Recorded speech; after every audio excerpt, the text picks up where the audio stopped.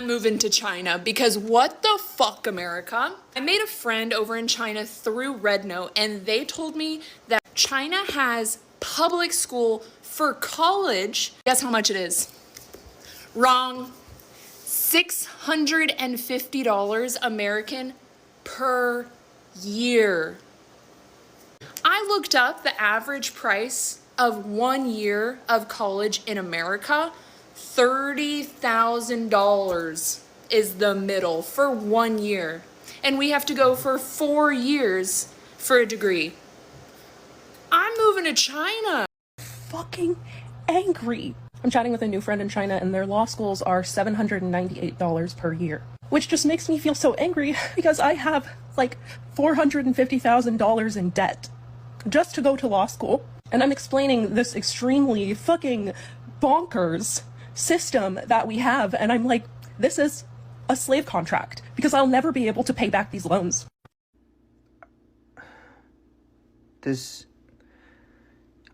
I'm moving to China. What the fuck? Somebody can pay $69 a month for water, electricity, internet, and their apartment? And it's a 2-bedroom with a living room, kitchen, 2 balconies, and a middle-sized washroom, and the internet is 1 gig? Gotta be kidding me! Why are we not revolting in America right now? Now, your cost of eggs in Beijing would be $12.77 yuan, or $1.75 for a carton of eggs. Milk's pretty expensive, but I did all of this as if I were going to the grocery store and I bought every single item on the list with the exact amount. Do you want to know what the total cost was?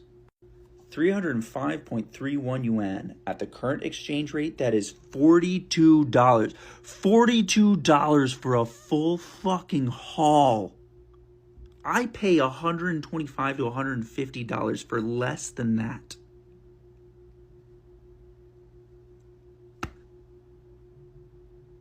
U.S. government, congratulations. We didn't need China's propaganda. You pissed us off so bad we went running towards just their everyday life videos. And that is so attractive, we didn't even need the propaganda ones. We just noticed the price of their groceries, the quality of their school, the paid for lunch and the full lunch hour at work thing. And seriously, some of their lobster udon noodle situations are cheaper than a Big Mac. U.S. government, you got some splaining to do, because we're seeing videos and their life is looking so much better than ours. You might see the videos where they eat out for breakfast and they can't decide where to eat for breakfast. So people are giving recommendations of all these restaurants and what the restaurants serve. First of all, you'll notice they tend to flash past the menu, and you can easily hop over to Google Currency and find out that almost everybody eats out for breakfast for like $1, $1.50. Full meal. For like $1, it's just part of the culture. 2, have you seen the corporate cafeterias? The paid for by the company corporate cafeterias, where there are like a plethora of options. Healthy, well-balanced options. Some fried stuff, but like, here's a soup, here's some rice, here's a protein, here are some salad options. Menu changes every day. Take as much as you want. Did you notice they also take a lunch hour? A whole lunch hour to enjoy their meals? Now let's skip on to dinner. Have you seen the amount of seafood they're eating? Do you notice anything about that? Like lobster and crab and squid and octopus are not like, it's your birthday, let's go to Red Lobster. It's like, it's Tuesday. You want the 7 pounds of lobster or the 7 pounds of crab? And when they flash to those menus, it's cheaper than Red Lobster for lobster.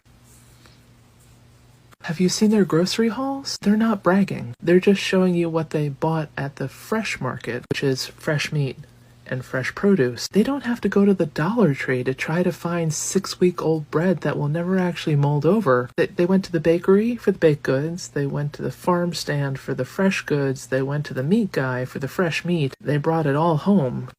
And they're not even like, oh my god, guys, the savings and the coupons. Have you seen the videos of the kids at schools? Not just doing some weird, like, to the test. Have you seen the ones where they clean up the classroom and cook their own meals? These are like 2nd graders who are making their own meals, and then they clean up after their own meals, who are learning motor skill functions and basic life skills in school. And maybe you want to hop over to TikTok and see what's going on in a second grade classroom in the US? We're watching everyday life in China. We don't even need propaganda. We're watching everyday clips. Shit's cheaper, shit's cleaner, people on the app are nicer. They are far more advanced than we are. Their cities are gorgeous. And I'm talking about the smaller cities, and some people that live in the south of China. So one girl sent me a text of photos of a park, and I'm like, we don't have parks like that. Their parks are far better than ours. And here's the thing, they can afford lots of food. They have affordable cars. Their roads are better than ours.